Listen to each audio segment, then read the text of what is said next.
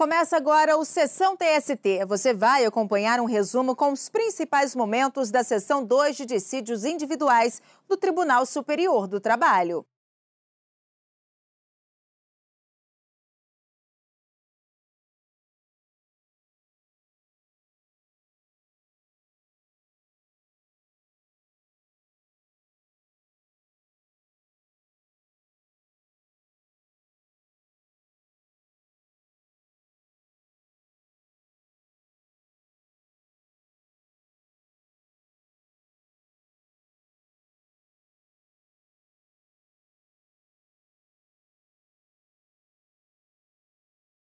Bom dia a todos, podemos nos sentar.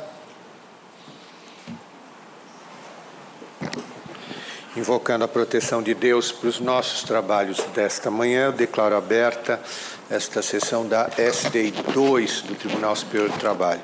Cumprimento as senhoras e senhores ministros que a compõem, Dr. Gustavo, representante do Ministério Público, senhores e senhoras advogadas aqui presentes, senhoras e senhores servidores. Informo que hoje o ministro Emanuel Pereira não poderá estar presente à sessão. Então, vamos às preferências dos senhores advogados. Relator excelentíssimo, senhor ministro Douglas Alencar Rodrigues, processo RO 1.1876-69 de 2015, em que são partes Agropecuária Vale do Araguaia, LTDA, e Massa Falida de Aviação Aérea São Paulo, SA. Declarou-se suspeita, excelentíssima senhora ministra Adelaide Miranda Arantes. Então, com a palavra, o ministro Douglas Alencar Rodrigues. Pois não, relator. Presidente. Trata-se de recurso ordinário interposto contra acórdão proferido pelo Egrégio Segundo Regional no exame do mandado de segurança impetrado pela Agropecuária Vale do Araguaia Limitada, que se volta contra o ato de expropriação judicial da Fazenda Santa Luzia. O recurso é tempestivo, estão preenchidos os pressupostos recursais, os demais pressupostos, por isso eu estou votando pelo conhecimento do recurso. Há, inicialmente, uma preliminar de nulidade. Sustenta o recorrente que diversas das infrações processuais absolutas e insanáveis que foram demonstradas na inicial do presente mandado de segurança deixaram de ser examinadas pela Corte de origem. Ocorre que a leitura do acórdão regional revela que a segurança foi denegada em face da compreensão externada no sentido do não cabimento do mandado de segurança. Aplicou-se a orientação jurisprudencial 92 desta subseção e, em razão disso, não houve exame das questões prejudicadas, ou seja, quando se afirma o não cabimento do mandado de segurança, evidentemente, cuida-se de uma questão, de uma decisão de natureza terminativa e, por isso, as matérias de fundo afetadas não foram e não deveriam ser examinadas. Ainda que assim não fosse, é preciso lembrar que nós estamos na instância ordinária, materializando neste julgamento o duplo grau de jurisdição e, por isso, o efeito devolutivo em profundidade, que é próprio dos recursos manejados em esfera ordinária de jurisdição, viabilizariam o pleno exame dos pontos eventualmente omissos. Estou rejeitando a prefacial. No que concerne ao conteúdo demérito da discussão proposta, verifico que foram deduzidas alegações múltiplas de nulidade da decisão homologatória da alienação do imóvel, de ineficácia da transferência do bem para o adquirente, de ausência de laudo de avaliação, de inexistência de nova avaliação após a adjudicação, de ausência de prévia publicação do edital da asta pública, de ausência de intimação da executada, de nulidade da emissão na posse e de sujeição da executada a processo de recuperação judicial. Ocorre que todas essas questões foram suscitadas em embargos de execução, embargos de adjudicação, manipulados pela impetrante por empresas que integram o mesmo grupo econômico.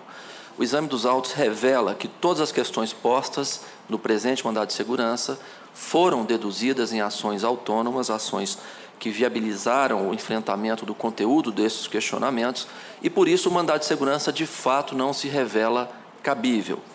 Há no site eletrônico do Tribunal Regional da 2ª Região o completo andamento da ação civil pública em que foi exarada a decisão censurada no presente mandado de segurança.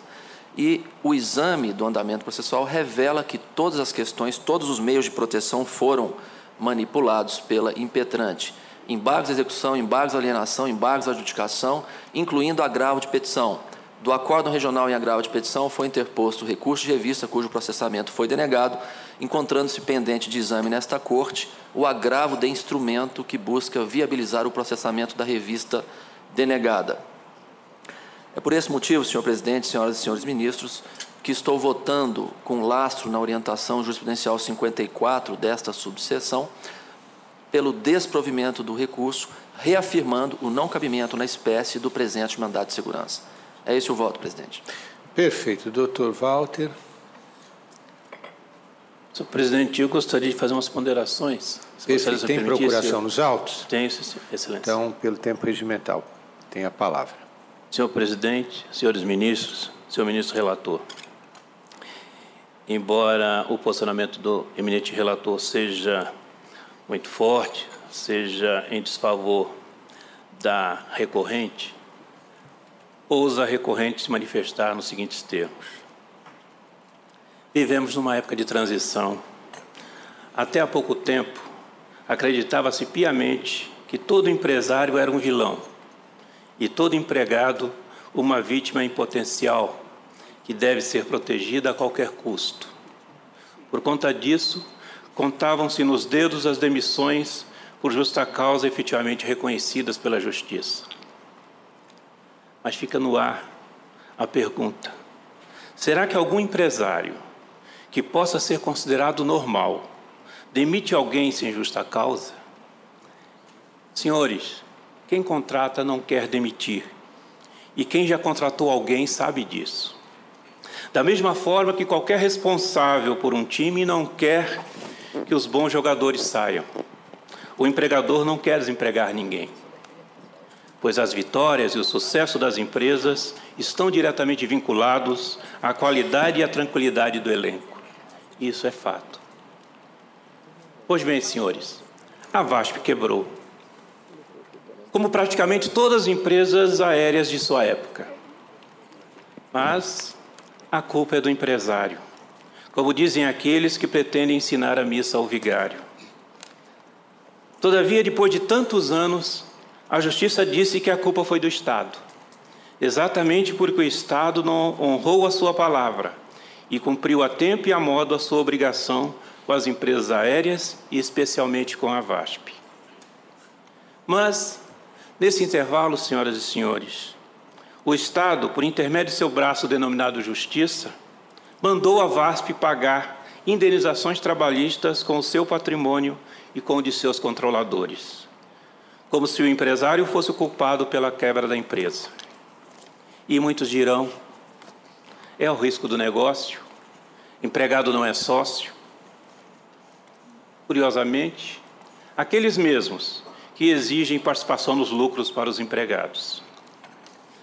Senhores, com todo respeito, aqui não estou para reclamar da quebra da VASP, nem a influência e a repercussão desse fato na vida das empresas a ela vinculadas e muito menos na vida das famílias de seus controladores, pois aqui não é o lugar, aqui não seria também este o momento adequado. Senhores, aqui estou apenas e somente para, dentre todas aquelas alegações indicadas, pedir que o Estado juiz cumpra a sua palavra, cristalizada nesse caso específico pelo provimento 01/2012 da Corregedoria Geral, de 3 de maio de 2012, que, em suma, recomenda a todos os seus juízes que, diante de uma situação de concurso universal, saia de cena e deixe que o encarregado desse concurso faça o seu trabalho. Pois se isso não for feito, senhores, teríamos de pronto e com a chancela da Justiça o caldo de cultura necessário para a proliferação dos espertos, daqueles que querem levar vantagem em tudo sem se importar com nada além dos seus interesses imediatos. Senhores, desculpe-me a ousadia, mas a agropecuária Vale do Araguaia apenas está nesse imbróglio por força de seu vínculo societário com os responsáveis pela VASP. Não está aqui porque teria algum problema com seus próprios empregados ou deixado de cumprir suas próprias obrigações. Por enquanto, encontra-se em recuperação judicial. Aliás, a mesma situação de quando viu o seu patrimônio ser retirado de seu controle e, por intermédio de um sindicato, ser entregue a outro empresário por um valor flagrantemente simbólico para que fossem pagas dívidas à VASP com os rendimentos desse patrimônio. Em resumo, senhores, não se processou a execução pelo modo menos gravoso ao executado, mas por um modo extremamente vantajoso a um empresário escolhido pelo dito sindicato. Não é preciso ter bola de cristal, não é preciso ser adivinho para se descobrir que a boa-fé dos juízes da Justiça do Trabalho, com todo respeito, poderia estar sendo manipulada para a criação de fortunas não muito bem explicáveis. Ou será mera coincidência que o adquirente desse patrimônio, de mais de 500 milhões de reais, seja justamente o Grupo JBS, do hoje famoso Joelio Batista, por intermédio da JIF? Pergunta-se, por que esse temor de não se estender os bônus, se é que existem alguns bônus, do concurso universal a quem se encontra obrigado a arcar com os ônus? O provimento 01/2012 da Corregedoria Geral deste Tribunal foi concebido exatamente para impedir esse tipo de manipulação pelos espertos e abutres de ocasião, pois todos os credores de um concurso universal devem ser tratados com igualdade segundo seus títulos e decidir, sob a supervisão judicial, o que atende aos interesses, coloca entre aspas, do grupo, e não de um grupo. Não se trata de mérito ou demérito de um magistrado em relação ao outro. Cuida-se apenas de permitir a quem tem visão do todo decidir com base no interesse público subjacente a todo e qualquer concurso universal, a igualdade de todos, todos, sem exceção, incluídos aí os devedores perante a lei. Portanto, senhores, o que se pede, o que se implora a esse tribunal é apenas e somente que essa Corte determine o cumprimento do provimento 01/2012. Neste caso concreto, pois os autos revelam os abusos que sobraram praticados pelo simples fato de se o desconsiderar. E por esse caminho, se admitir a possibilidade de se concluir que o empresário que se trata não é e nunca foi o vilão. Afinal,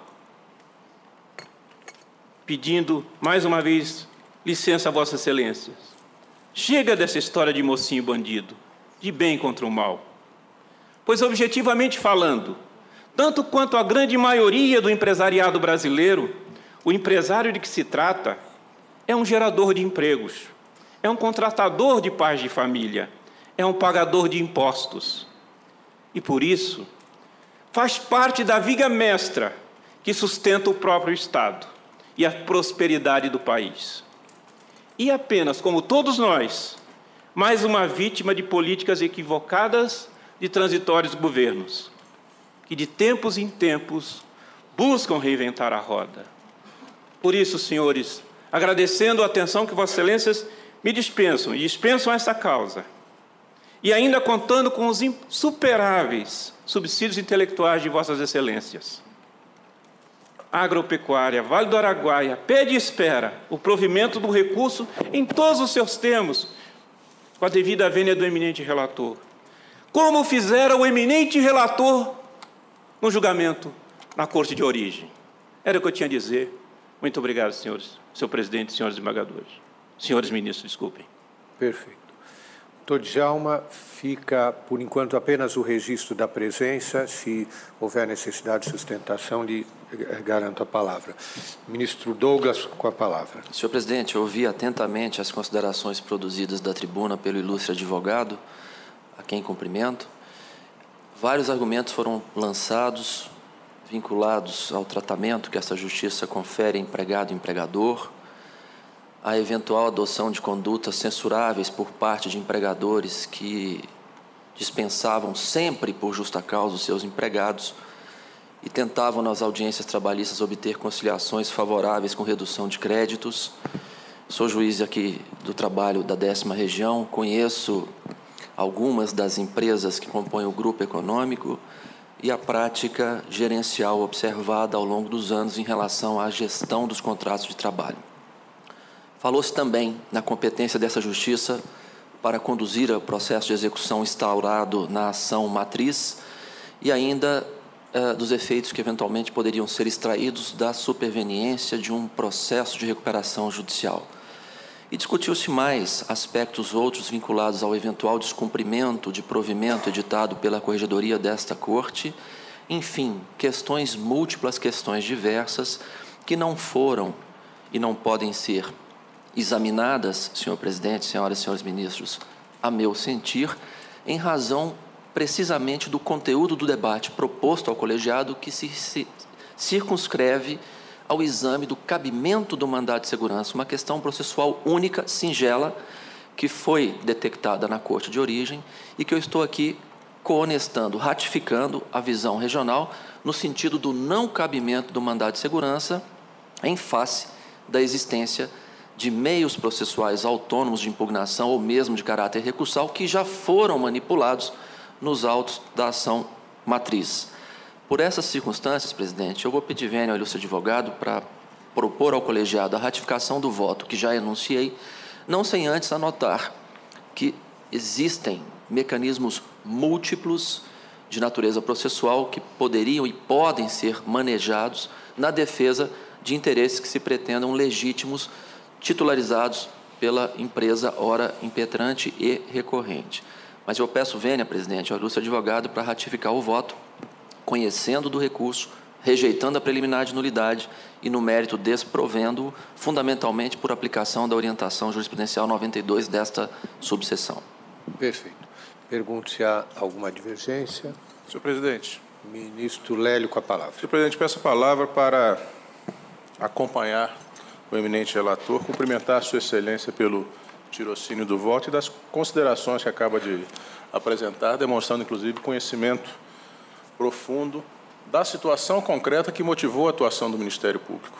Uma conduta fraudulenta, contrária à lei e que, senhor presidente, condiz exatamente com os dados revelados ontem pelo Conselho Nacional de Justiça, segundo os quais o tema mais demandado na justiça brasileira no ano 2016 foram verbas rescisórias.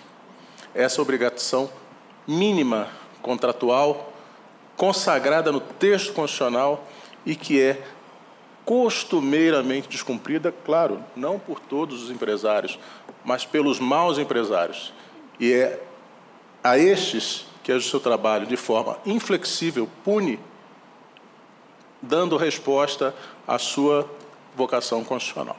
Então, quero endossar integralmente as considerações do ministro Douglas. Então, proclamo que, por unanimidade, se decidiu nos termos do voto do relator. Agradeço, senhor presidente e senhores ministros. Perfeitamente. Vamos ao próximo.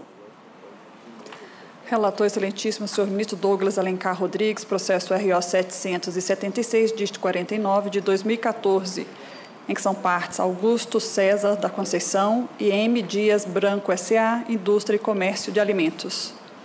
Com a palavra, o ilustre relator, ministro Douglas Alencar Rodrigues. Senhor presidente, me assalta agora uma dúvida acerca da publicidade desse julgamento. Salvo engano, tramita em segredo de justiça? Sim, o segredo de justiça, como já costuma acontecer no Supremo, no CNJ e nesta Corte, ele se mantém até o momento do julgamento.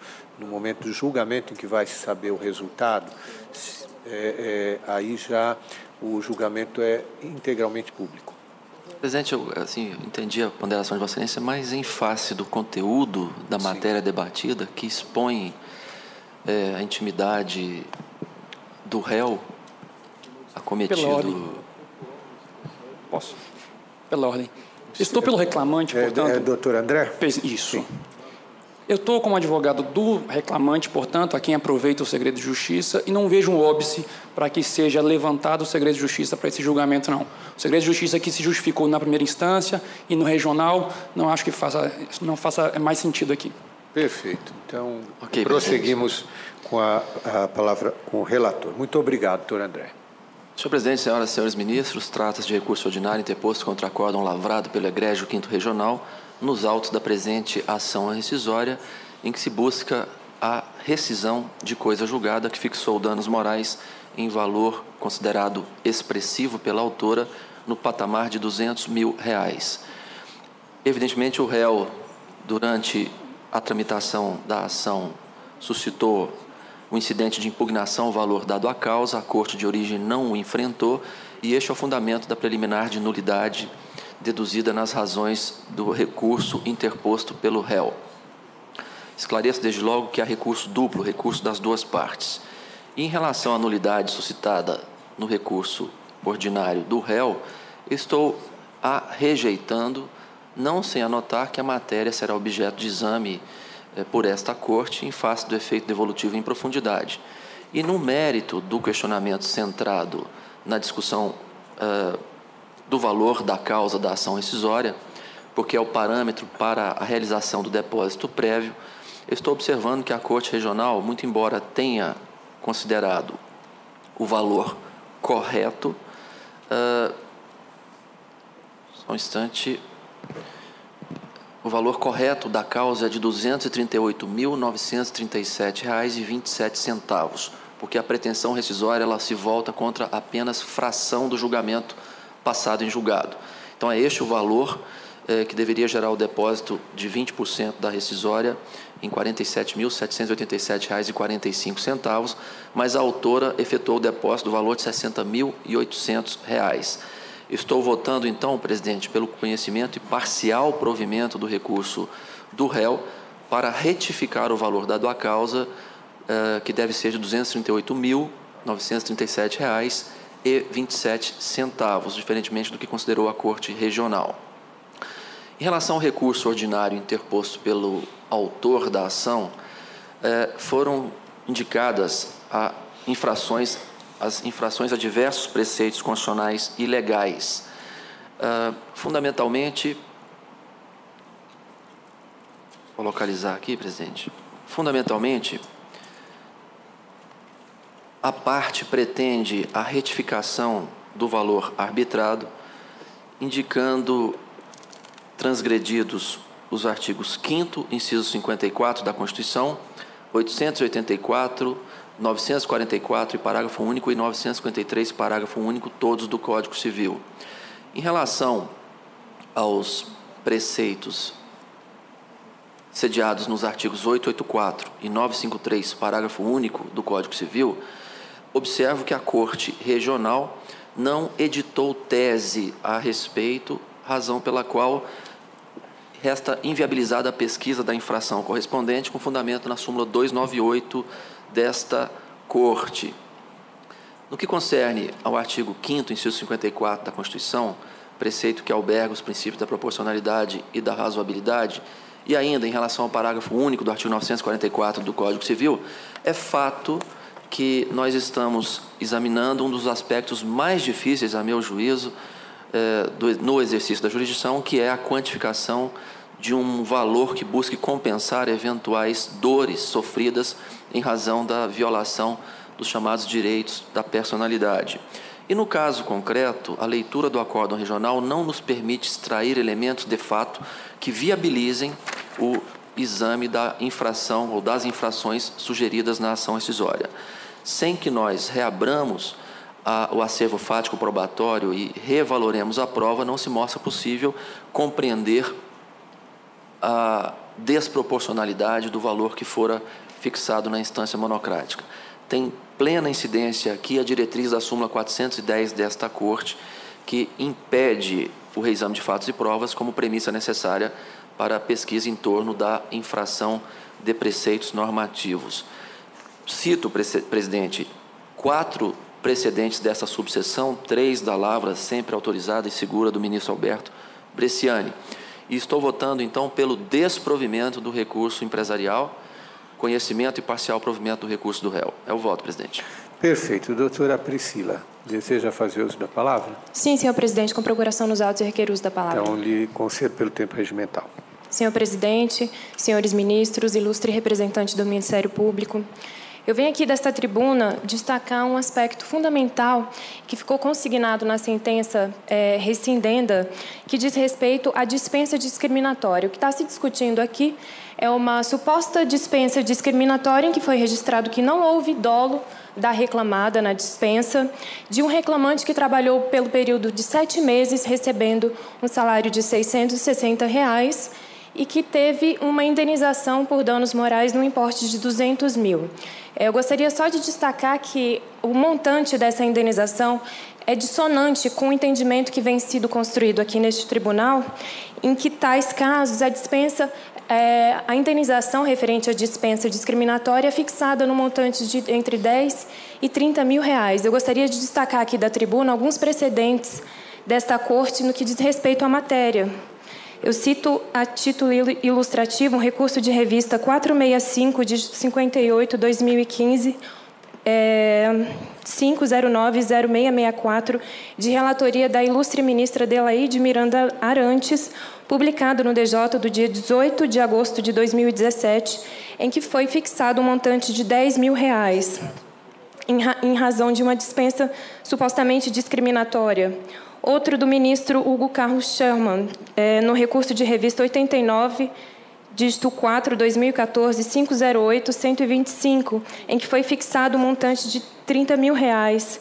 E mais um do ministro Roberto Freire Pimenta, o IRR 10396, dígito 53 de 2014, publicado no DJ do dia 23 de junho de 2017, em que ele entendeu proporcionar um valor em que o montante foi fixado em 30 mil reais.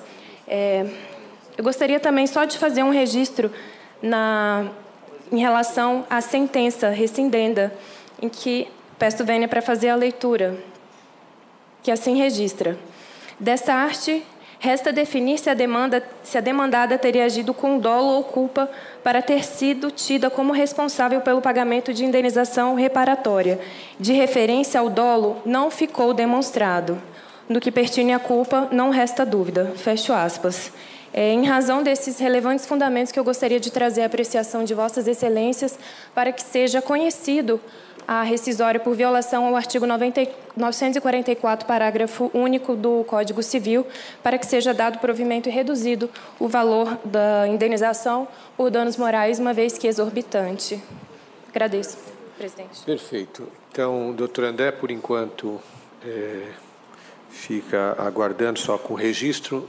Ministro Douglas, com a palavra. Senhor presidente, eu cumprimento a ilustre advogada pela bela sustentação que produziu, mas é preciso relembrar que nós estamos em sede de ação rescisória. Aqui se cuida de julgamento, de julgamento. Nós não estamos julgando a ação originária, pelo menos ainda. Preciso, para tanto, que se supere o juízo rescindente para só em segundo momento, no segundo instante, no juízo rescisório, reexaminar a questão. Aqui, como eu disse antes, não há elementos de fato que nos permitam aferir a violação dos princípios da razoabilidade e da proporcionalidade. É por isso que invoquei a súmula 410, no sentido de que não se mostra de fato possível a pesquisa em torno da infração legal, em razão dos motivos que foram delineados, absorvidos, apropriados na decisão rescindenda. Eu peço vênia à advogada para ratificar o voto. Eu vou pedir ao doutor André para fazer a sustentação, porque eu pretendo ficar com vista regimental se algum colega não o for fazer. Tem procuração nos autos, né? Sim, excelência. Então, com a palavra pelo tempo regimental.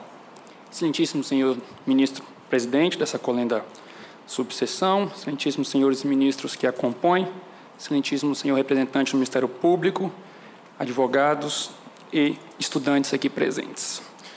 Muito bem, passando diretamente para o recurso ordinário interposto pela parte autora, de fato, assiste inteira razão ao ministro relator no que tange à inadmissibilidade da ação rescisória nesse caso. Em primeiro lugar, como o eminente ministro ressaltou, estamos diante de uma das matérias mais controvertidas, que é a fixação da indenização por danos morais. Isso, claro, antes de estarmos diante da reforma trabalhista que trouxe a sua tarifação. Mas antes disso, que não tínhamos, estamos diante, portanto, de um panorama absolutamente controvertido. Temos, verdadeiramente, decisões que julgaram como mero aborrecimento situações que lhe foram submetidas, e temos outras decisões que condenaram em valor superior a R$1 milhão. Mas por quê? Por que temos tanta divergência assim? Porque na análise fática probatória é que o magistrado, diante da colheita das provas que foram produzidas, portanto, é ele quem tem melhores condições de aferir qual o valor da indenização por danos morais devidos nesse caso.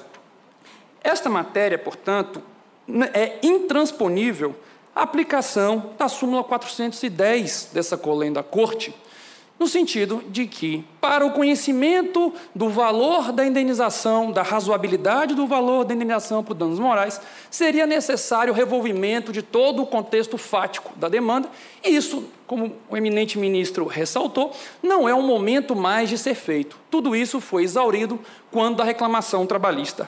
Mas não é apenas esse o obstáculo para o conhecimento da ação rescisória ajuizada pela reclamada, ora autora.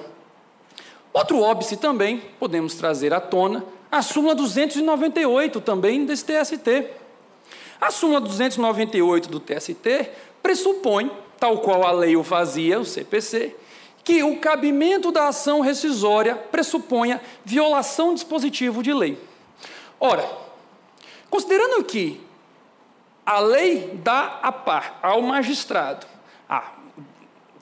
dever de fixar uma indenização na quantia que achar razoável, não podemos dizer que houve uma violação literal da lei quando o juiz tiver, neste exame, realizado a sua devida análise quanto aos fatos presentes e chegado à conclusão de que, naquele caso concreto, é razoável o valor de R$200 mil. Enfrentar neste momento este contexto não só revolveria o contexto fático, como ainda estaríamos ultrapassando os limites que impedem o conhecimento da ação rescisória, porquanto inexiste violação de lei federal nesse caso. E não bastasse, temos ainda mais um obstáculo. A OJ 97 desta colenda subseção diz que não cabe ação rescisória com alegação genérica de violação a princípios. É exatamente o que estamos diante. Estamos aqui discutindo princípio da proporcionalidade, princípio da razoabilidade. Precisarei eu, na minha sustentação oral, falar do princípio da dignidade da pessoa humana. Precisaremos enfrentar, portanto, princípios apenas para julgar essa demanda.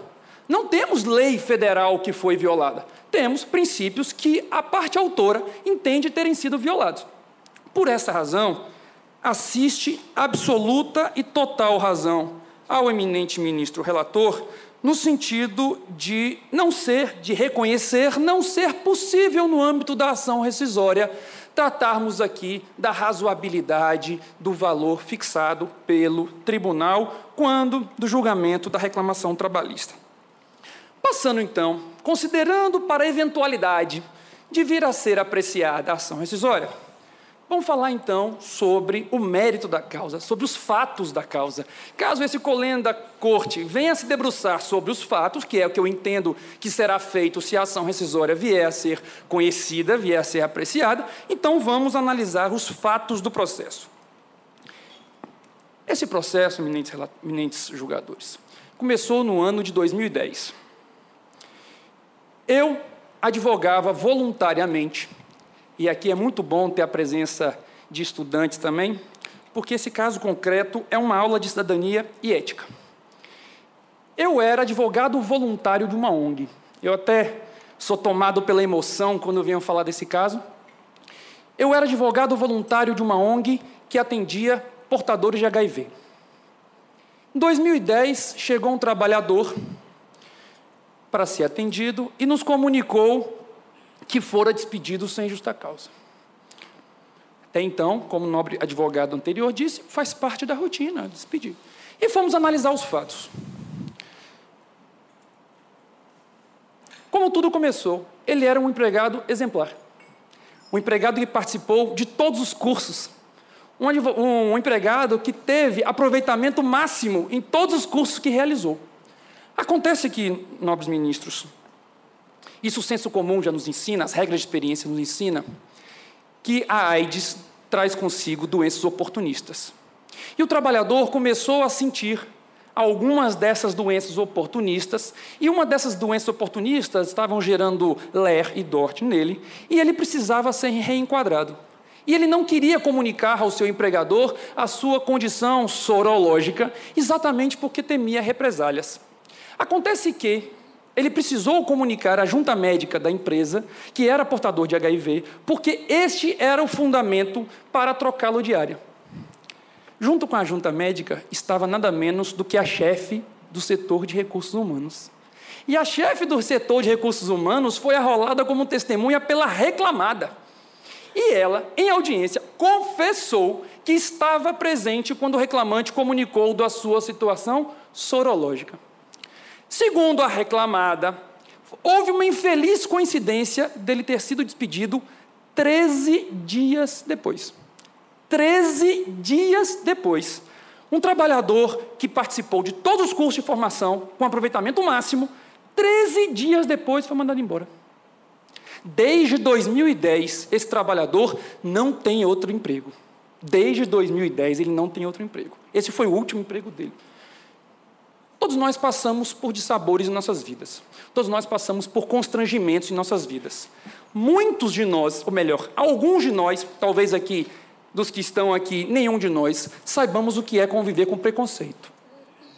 Eu tive, e aí peço vênia para trazer um caso pessoal, eu tive uma pequena experiência do que é preconceito quando eu fui morar fora do país, quando eu fui fazer um mestrado fora, em Portugal, e lá senti, por alguns momentos, o tratamento que aos brasileiros era dispensado com desconfiança, com preconceito. E essa, excelências, foi uma das piores experiências da minha vida. Uma das piores experiências de minha vida. Eu só queria voltar para o meu país, porque aqui eu não sou discriminado. E eu posso imaginar, e peço a vossas excelências que se coloquem no lugar, tenham essa empatia, de imaginar um trabalhador com uma doença que jamais lhe abandonará, algo incurável, em seu país, em sua terra, ser despedido por este fundamento. A reclamada, apesar de dizer ter sido uma infeliz coincidência, não trouxe qualquer prova no sentido de ter havido uma baixa produtividade. E mais, o reclamante recebeu adicional de produtividade no seu último mês. Olha que ironia. E é essa reclamada que hoje vem dizer de razoabilidade.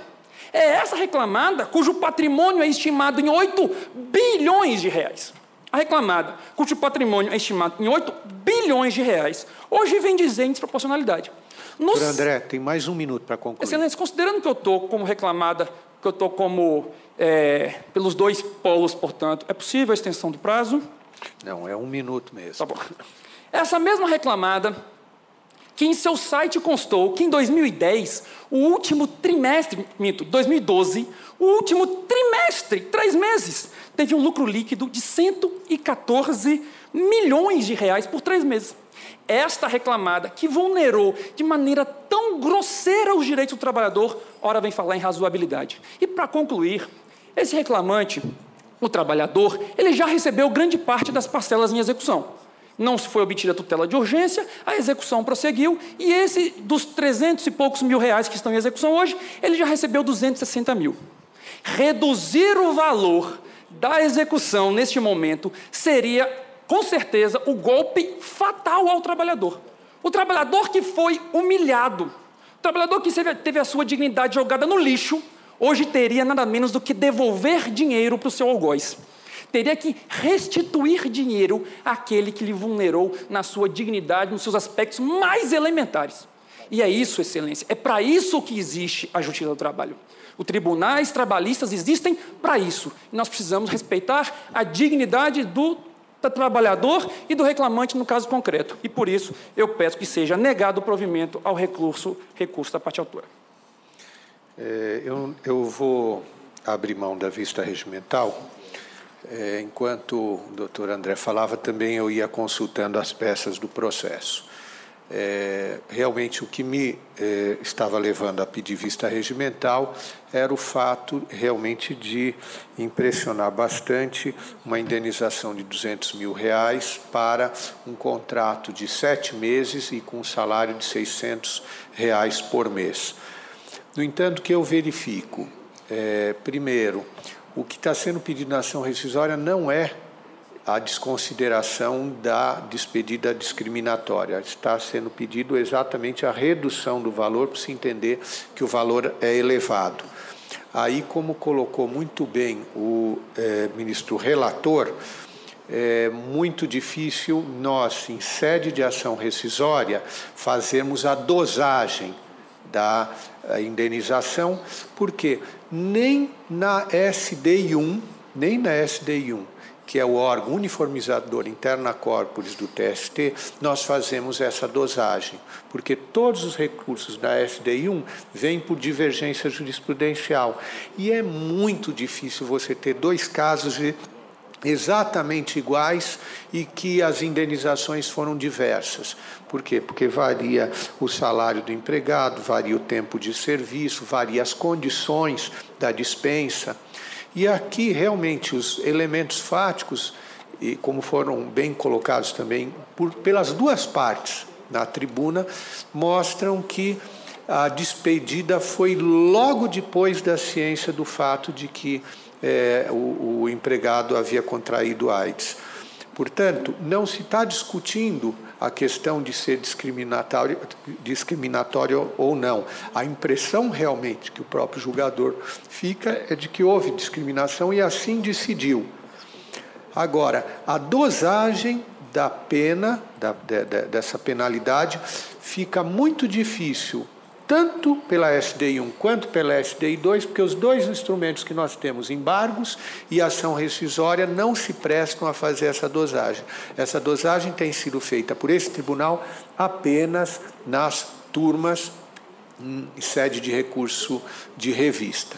Então, por essas razões, eu vou pedir a máxima vênia à doutora Priscila e vou acompanhar também o relator. E pergunto se há divergência em relação a esse julgamento. Não havendo, então, se decide nos termos do voto do relator. Vamos ao próximo. Relator excelentíssimo senhor ministro Vieira de Mello Filho, processo RO 11.079, dígito 45, de 2015, em que são partes Pan-Americano, administradora de cartões de crédito, SCLTDA, e Banco Pan, SA e outros. Então, com a palavra, ilustre relator, ministro Vieira de Mello Filho. Senhor presidente, senhores ministros, cuida-se de rescisória com pedido liminar ajuizada pelo Banco Pan, S.A., com fundamento nos incisos 5º e 9º do artigo 485, pretendendo a desconstituição do acórdão proferido pela 4ª turma do Tribunal da 3ª Região. O Tribunal, por meio desse acordo, extinguiu o processo com resolução de mérito nos termos do artigo 487.2 do CPC. Pronunciou a decadência. O autor interpõe o presente recurso. Os recursos foram admitidos. Há também recurso do réu. E os autos não foram enviados ao Ministério Público e ao relatório. Quanto ao recurso ordinário do autor, há uma preliminar de deserção suscitada pelo autor em contra-razões. Eu estou rejeitando. Isso porque, por meio da súmula 99, essa Corte consolidou o entendimento no sentido de que a exigência do depósito na ação rescisória está condicionada à procedência da pretensão e à imposição de condenação pecuniária.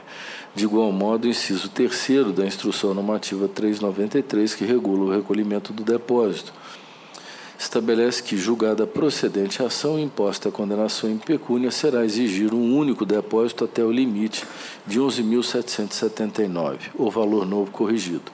Na hipótese, o Tribunal extinguiu o processo nos termos do 487.2, não havendo nenhuma condenação em pecúnia. Eu estou rejeitando a preliminar. Quanto ao mérito, a discussão diz respeito à decadência. Sustenta a recorrente, em seu recurso, que não se configura a decadência, tendo em vista que houve a interposição de recurso de revista pelo reclamante nos autos principais, com questão prejudicial, qual seja a nulidade do acórdão por negativa de prestação jurisdicional que, se acolhida, tornaria insubsistente a decisão regional, impondo a devolução dos autos à origem, não fluindo aí o prazo decadencial até a solução da matéria. De modo mais específico, esclarece o recorrente que não se trata de averiguar se a preliminar arguída pelo então reclamante tinha o condão de tornar insubsistente todo o acórdão.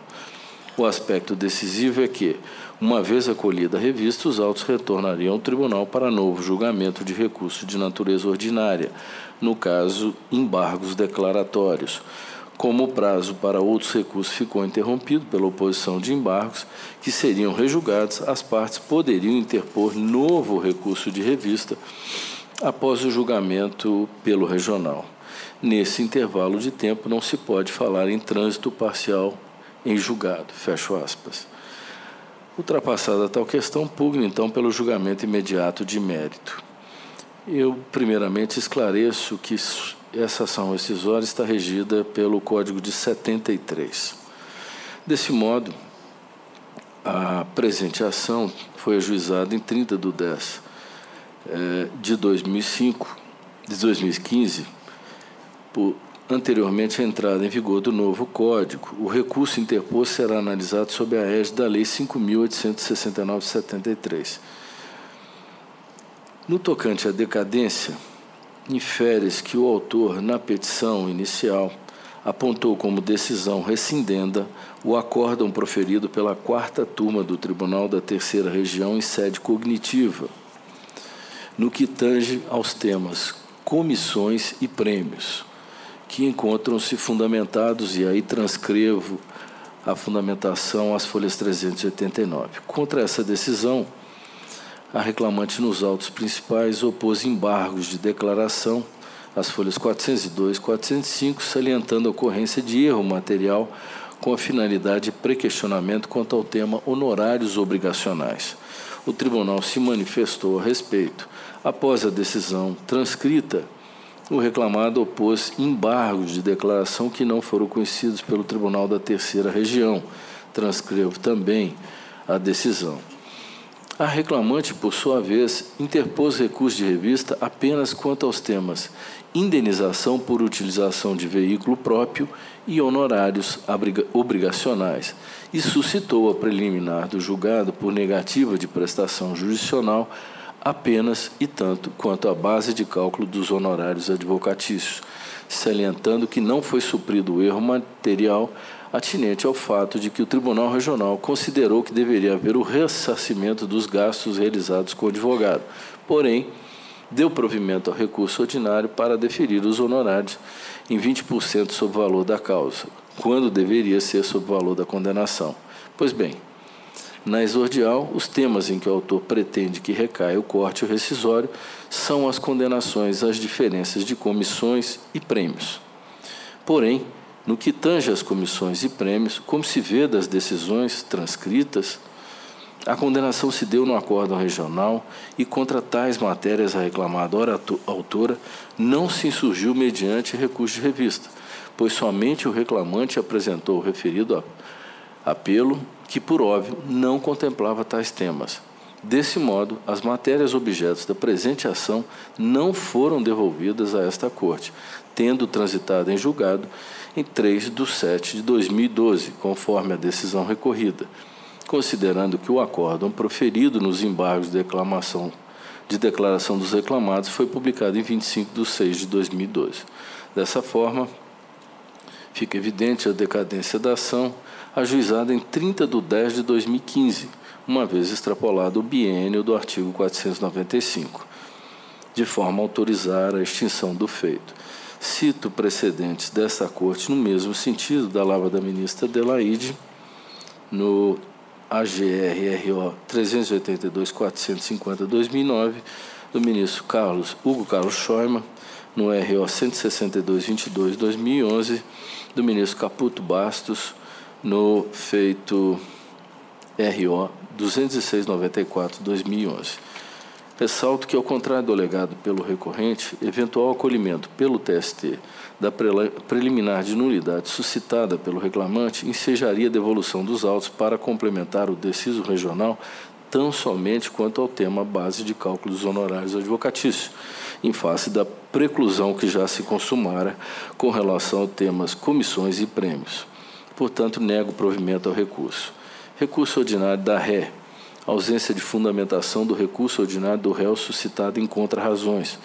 Eu estou rejeitando a preliminar de ausência de fundamentação do recurso, porque interposto pelo réu encontra-se fundamentado ao rebater os termos do acordo recorrido e ao salientar que os honorários de sucumbência são despesas processuais de natureza compulsória devidos pela parte sucumbente na ação, ao passo que os honorários obrigacionais possuem natureza diversa. De fato, houve fundamentação e aqui eu ultrapasso. Quanto ao mérito dos honorários, eu estou negando provimento também ao recurso.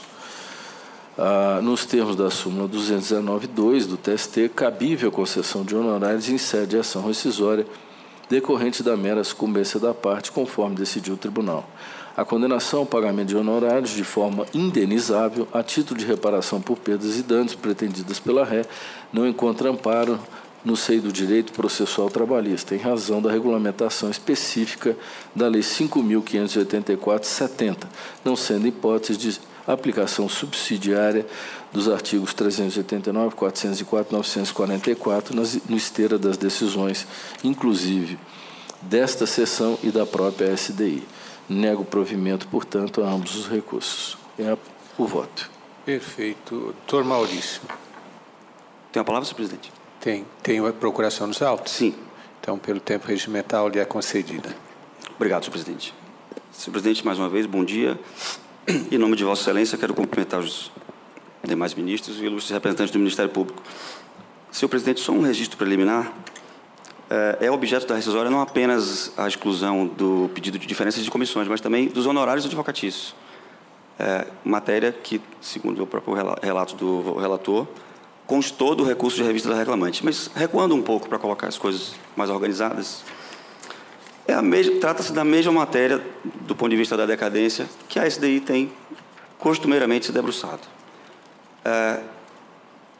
Pelo menos nos últimos 3 julgamentos em que essa matéria veio, a SDI ratificou o seu entendimento tradicional, histórico, de que a possibilidade, a potencialidade de matéria prejudicial ou preliminar incluída no recurso de revista de qualquer parte é simples o suficiente para fazer com que não haja o trânsito julgado parcial. Por quê? Era assim no Código de 73, continua a ser assim no Código de 2015. Porque não importam as chances do recurso de revista, não importa quem recorreu, não importa qual foi a matéria. Aqui, no caso, a reclamante recorreu e arguiu a nulidade do acordo regional. Não importa o motivo dessa nulidade. A potencialidade do acolhimento desse recurso devolveria o processo ao Tribunal Regional, onde seria julgado um recurso ordinário. Sendo julgado um recurso ordinário, até de ofício, o Tribunal Regional do Trabalho, por exemplo, poderia suscitar uma litispendência, uma prescrição, hoje em dia, ou a incompetência da Justiça do Trabalho, qualquer outra matéria. Portanto, a simples potencialidade. Não importa quem recorreu, importa a natureza do recurso, a natureza da matéria incluída no recurso. A simples potencialidade torna insubsistente a decisão recorrida, para usar as palavras da súmula 100. Súmula 100, que vem sendo ratificada pela SDI em vários julgamentos recentes. Portanto, a inclusão de negativa de prestação adicional no recurso de revista da reclamante impediu o trânsito em julgado parcial. E se tivesse havido ajuizamento da rescisória no lapso entre o julgamento do recurso de revista e o eventual acolhimento desse recurso, a rescisória seria extinta, o que seria um grande contrassenso, porque não existe ação rescisória preventiva. Existe ação rescisória definitiva, porque ela pressupõe o encerramento da discussão. Essa discussão, hoje em dia, bem verdade, nem se faz mais sentido, porque o Código Novo corrigiu esse problema. Mas, como bem o ministro relator pontuou, essa rescisória é examinada sobre a égide do Código 73. Para não cansar Vossas Excelências, eu vou pedir licença para ler um precedente da SDI 2, da mesmíssima matéria da lavra do ministro Levenhagen. Recurso ordinário, ação rescisória, inteligência do item 2 da súmula 100, que é o que estamos discutindo. No caso, a reclamante vejam que a coincidência que também era reclamante, interpôs recurso de revista, suscitando preliminar de negativa de prestação adicional, a qual, se acolhida, importaria a devolução dos autos ao tribunal de origem e, consequentemente, na insubsistência da decisão dita rescindenda. É exatamente a mesma coisa que foi decidido várias vezes aqui. Houve até uma época em que surgiu uma dúvida em torno do item 2 da súmula 100, dúvida que foi dirimida com julgamentos recentes, dos quais participaram o ministro Douglas, o próprio ministro relator. Então, senhor presidente, não obstante o registro de que havia, inclusive, a inclusão de honorários advocatícios são tema da rescisória, tema separado da rescisória, é um capítulo da rescisória, honorários advocatícios que motivaram a interposição de recurso de revista da reclamante que discutia a base de cálculo dos honorários que ganhou. Não obstante esse registro, que modifica, inclusive, a conclusão, o fato é que a inclusão da negativa de prestação adicional acarreta o afastamento da decadência. Eu sei que esse argumento não é o mais decisivo, sei que Vossas Excelências têm todo o esforço e boa vontade do mundo de querer resolver todos os problemas, embora saibamos que não iremos conseguir resolver. Mas isso não nos impede de tentar. Essa execução, hoje, remonta a 10 milhões de reais. A reclamante ganhava cerca de R$1.000 por mês. A rescisória discute um erro de fato, porque ou foi aplicada uma confissão, porque não teriam sido apresentados os documentos, ou não teria sido apresentada a justificativa para a não exibição dos documentos. E essa confissão, erroneamente aplicada pelo TRT da terceira região, está concedendo à reclamante 10 milhões de reais. Eu não me esqueço, nunca vou me esquecer, do último julgamento em que essa SDI julgou uma ação rescisória que eu trouxe a Vossas Excelências, que o ministro Renato pediu a palavra e disse o seguinte: além de todos os fundamentos jurídicos, não é possível compreender que, na ocasião, eram 30 milhões de reais para um gerente de banco também de uma cidade do interior de Minas Gerais. Que a Justiça do Trabalho, que tem como premissa devolver ao trabalhador o seu direito lesado, que ela conceda 30 milhões de reais a um gerente que ganhava 6 mil reais. Há alguma coisa errada nesse título. Sem dúvida, há alguma coisa errada. E aqui também há alguma coisa errada. Houve um erro de fato grave que permite uma execução de quase 10 milhões de reais. Repito, esse não é o motivo mais importante. O motivo mais importante para o provimento do recurso é a jurisprudência da SDI, que sempre foi e seguirá sendo, porque agora, mais ainda com a modificação do Código, no sentido de que, havendo uma matéria prejudicial ou preliminar, vejam, Vossa Excelência, que a súmula usa a conjunção ou preliminar, não há trânsito em julgado parcial. São essas considerações que eu tinha a trazer, Vossa Excelência, senhor presidente. Muito obrigado. Perfeito. O ministro Vieira de Mello com a palavra. Senhor presidente, senhores ministros, cumprimento o doutor Maurício, a quem tenho especial apreço pela sua advocacia, sua inteligência. E, na verdade, nós temos uma situação singular nestes autos. Os precedentes mencionados por Sua Excelência dizem respeito a uma progressão da jurisprudência dessa sessão, que entendeu, em dois casos, especialmente, um que dizia respeito à prescrição da lavra do ministro Bresciani e um que dizia respeito à negativa de prestação judicial quanto à existência de vínculo, que, se acolhida a preliminar, haveria a possibilidade de alteração substancial da decisão e, com isso, incidiria o inciso da súmula 100, aquele que alerta acerca da existência de preliminar e da questão prejudicial. Com isso, até vencido fui, a nossa jurisprudência caminhou no sentido de que o marco decadencial da rescisória se postergava para a decisão subsequente, que dela deveria, em face do retorno para o exame ou da questão prescricional, que poderia levar à extinção do processo com julgamento de mérito, ou, efetivamente, da negativa, que poderia desfazer o conteúdo decisório até então adotado. Neste caso, a rescisória está fundada nos dois incisos salientados pelo doutor Maurício, que dizem respeito apenas a comissões e prêmios, contra a decisão regional. Da decisão regional, houve recurso do reclamante discutindo indenização pelo uso do veículo e os honorários obrigacionais do reclamante. A negativa de prestação jurisdicional, e eu coloquei isso com bastante clareza no meu voto, diz respeito apenas aos honorários. Ou seja, sobre a vigência do Código de 73, nós temos a questão ainda da incidência diferida do marco decadencial da rescisória. E é por isso que existe a súmula 100. Ou seja, a decisão quanto à negativa a respeito dos honorários advocatícios em nada alteraria o conteúdo do capítulo da decisão relativo a comissões e prêmios. Poder-se-ia, sim, cogitar de novo o julgamento com relação à modificação dos honorários, o que ensejaria a interposição de novo recurso a respeito desse tema. Mas aqueles temas, eles estavam adstritos à decisão regional. E tanto o eram que o eminente advogado ajuiza a ação contra o acórdão da turma. Contra o acórdão da turma regional. E por isso que se aplica, a meu juízo, com todas as vênias, a Sua Excelência, a decadência diferida na hipótese vertente. Obviamente que as questões que dizem respeito à justiça ou injustiça da decisão estão afetas à fase de cognição e certificação do direito. A rescisória, ela cuida de tratar da coisa julgada, ou seja, dos limites da coisa julgada. E é nesse ponto que, na via estreita, a meu juízo, não há abertura para se cogitar da postergação do prazo.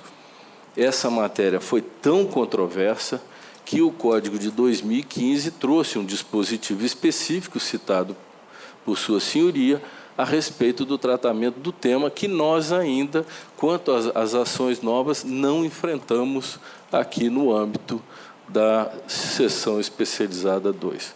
Mas, rogando vênia à Sua Senhoria, eu estou mantendo o meu voto por esse fundamento. Pergunto se há alguma divergência. Não havendo, se decide, então, na forma do voto do relator. Obrigado. Unanimidade. Bom dia. Então, não havendo mais processo em condições de julgamento, agradecendo a proteção de Deus e a participação de todos, declaro encerrada a sessão. Muito obrigado.